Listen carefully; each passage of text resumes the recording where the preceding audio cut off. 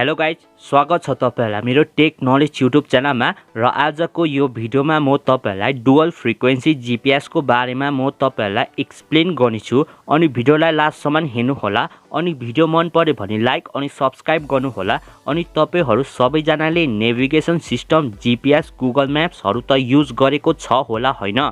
अनि तपाईहरु सबैजनालाई यो कुरा पनि थाहा होला कि कोही बेला चाहिँ जीपीएस को सिग्नल पाउनु मुस्किल हुन्छ। अनि कोही बेला चाहिँ तपाईहरुले आफ्नो फोनको लोकेसन सर्भिस अन गरेको छ भने पनि तपाईहरुको एक्ज्याक्ट लोकेसन देखाउँदैन, मतलब अरु नै जग्गाको लोकेसन देखाउँछ। अनि फेरि हाम्रो वरिपरिको लोकेसनहरुको एक्युरेसी पनि राम्रो हुँदैन। अनि सबभन्दा प्रब्लम चाहिँ तब आउँछ जब तपाईहरुले ओला उबर बुक गर्छ अनि त्यति बेला चाहिँ तपाईहरुको लोकेसन गलत भयो भने त्यहाँनिर पनि धेरै इस्युहरु हुन्छ। अनि यही लोकेसन प्रब्लमलाई चाहिँ सल्भ गर्नु एउटा नयाँ सल्युसन आयो, त्यो हो डुअल फ्रिक्वेन्सी जीपीएस। अनि आजको यो भिडियोमा चाहिँ हामी सबैजनालाई थाहा होस् कि एक्ज्याक्टली डुअल फ्रिक्वेन्सी जीपीएस चाहिँ के हो अनि कस्तो पाराले काम गर्छ, अनि के यो डुअल फ्रिक्वेन्सी जीपीएस तपाईहरुको फोनमा छ या छैन, अनि मानिलौ तपाईहरुको फोनमा छ भने कस्तो पाराले काम गर्छ, मतलब आखिर कस्तो पाराले तपाईहरुको हेल्प गर्छ।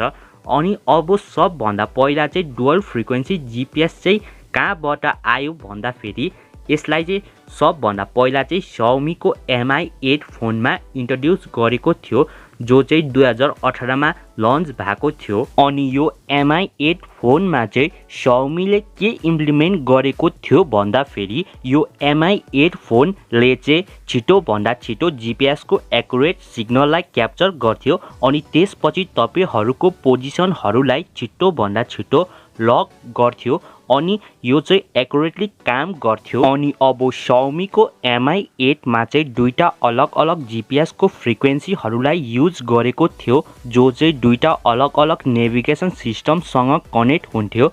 एउटा हो ग्लोबल नेभिगेसन सैटेलाइट सिस्टम, अर्को हो जीपीएस जो चाहिँ यूएस बेस्ड जीपीएस हो, जसलाई चाहिँ ग्लोबल पोजिसन सिस्टम पनि भन्छ। अनि यो चाहिँ दुईटा चीजहरु चाहिँ अलग अलग नेभिगेसन सिस्टमसँग कनेक्ट हुन्छ अनि त्यसपछि चाहिँ तपाईहरुको फोनको लोकेसनलाई चाहिँ एक्युरेटली एक्सप्लेन गर्नु सक्छ। अनि अब यहाँनिर चाहिँ यो सब गर्नुको लागि Xiaomi ले फोनमा स्पेशल चिपलाई डिजाइन गरेको थियो, जो चाहिँ एकसाथमा दुईटा फ्रिक्वेन्सी को जीपीएस लाई कनेक्ट गर्नु सक्थ्यो। अनि त्यसै कारणले गर्दा फेरि यसको नाम डुअल फ्रिक्वेन्सी जीपीएस राखेको हो, मतलब डुअल फ्रिक्वेन्सी जीपीएस चाहिँ एकसाथमा दुईटा अलग अलग नेभिगेसन सैटेलाइट सिस्टमलाई कनेक्ट गर्नु सक्छ। अनि यसको लागि ब्रड कम्पनीले पनि स्पेशल चिप बनाएको थियो Xiaomi को Mi 8 को लागि। अनि यो चिपहरु चाहिँ बादमा धेरै फोन कम्पनीलाई पनि एभाइलेबल गर्यो, मतलब तपाईहरुले अरु फोनहरुमा पनि डुअल फ्रिक्वेन्सी को टेक्नोलोजी देख्न सक्नुहुन्छ। अनि अब क्वालकम स्न्यापड्रागन को 855 को प्रोसेसरमा पनि डुअल फ्रिक्वेन्सी टेक्नोलोजी को युज गरेको छ।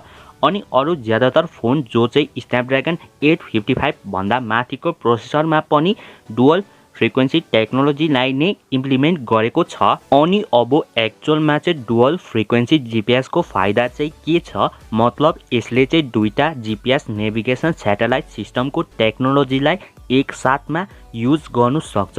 अनि अब सबभन्दा फाइदा चाहिँ डुअल फ्रिक्वेन्सी जीपीएस को चाहिँ के हो भन्दा फेरि यसमा चाहिँ तपाईहरुले फास्ट सैटेलाइट लक देख्न सक्नुहुन्छ। तपाईहरुले मतलब यसमा चाहिँ तपाईहरुको फोन चाहिँ छिटो भन्दा छिटो सैटेलाइटसँग कनेक्ट हुन्छ।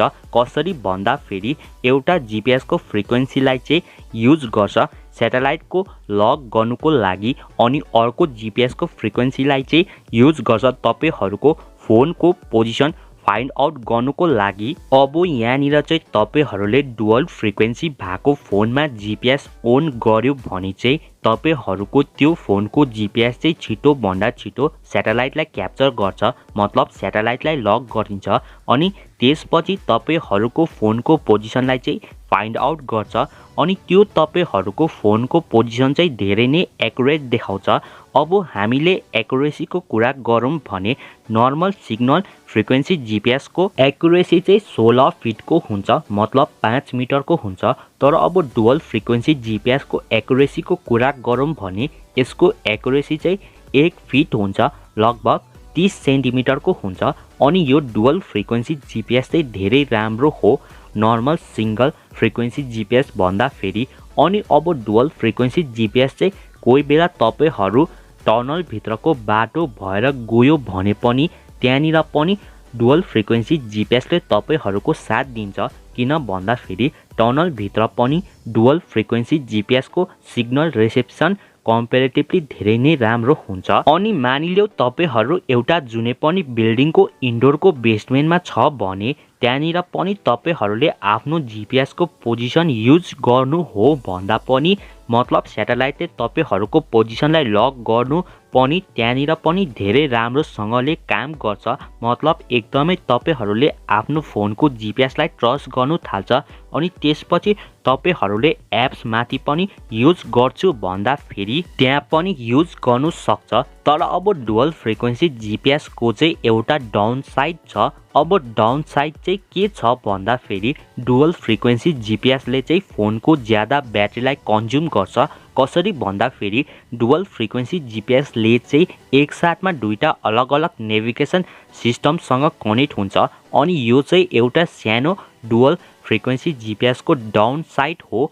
अनि अब करेन्टली कुरा गरौँ भने तपाईहरुको फोनमा एक्चुअलमा डुअल फ्रिक्वेन्सी जीपीएस छ या छैन, अब यसलाई पत्तो लगाउनु एउटा एप्स छ जीपीएस टेस्ट एप, जो चाहिँ गुगल अनि प्ले स्टोरमा एभाइलेबल छ अनि तपाईहरुले आफ्नो फोनमा डाउनलोड गर्न सक्नुहुन्छ अनि पत्तो लगाउन सक्नुहुन्छ कि मेरो फोनमा डुअल फ्रिक्वेन्सी जीपीएस छ या छैन। अनि अब आउनेवाला समयमा तपाईहरुले यस्तो धेरै फोनहरु देख्न सक्नुहुन्छ जसमा चाहिँ डुअल फ्रिक्वेन्सी जीपीएसलाई इम्प्लिमेन्ट गरेको हुन्छ अनि अलरेडी स्न्यापड्रागन को 855 को प्रोसेसरमा त तपाईहरुले डुअल फ्रिक्वेन्सी जीपीएस को टेक्नोलोजी देख्न सक्नुहुन्छ अनि मिडियाटेकले पनि यस्तो धेरै प्रोसेसरहरु निकाल्छ होला जो चाहिँ डुअल फ्रिक्वेन्सी जीपीएसलाई सपोर्ट गर्छ अनि फ्युचरमा तपाईहरुले क्वालकम स्न्यापड्रागन को बजेट अनि मिड रेन्ज प्रोसेसरहरुमा पनि यस्तो नयाँ प्रोसेसरहरु देख्न सक्नुहुन्छ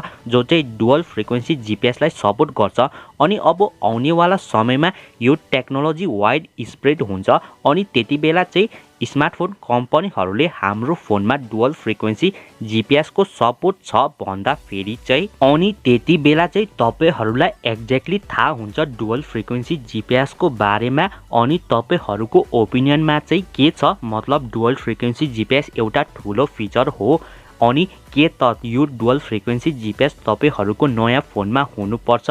मलाई यो क्वेशनको एन्सर तपाईहरुले कमेन्टमा भन्नु होला। आई होप तपाईहरुलाई यो भिडियो मन पर्यो होला अनि आजका लागि यति नै। अनि भिडियो मन पर्यो भने लाइक अनि सब्स्क्राइब गर्नुहोस् मेरो टेक नलेज युट्युब च्यानललाई।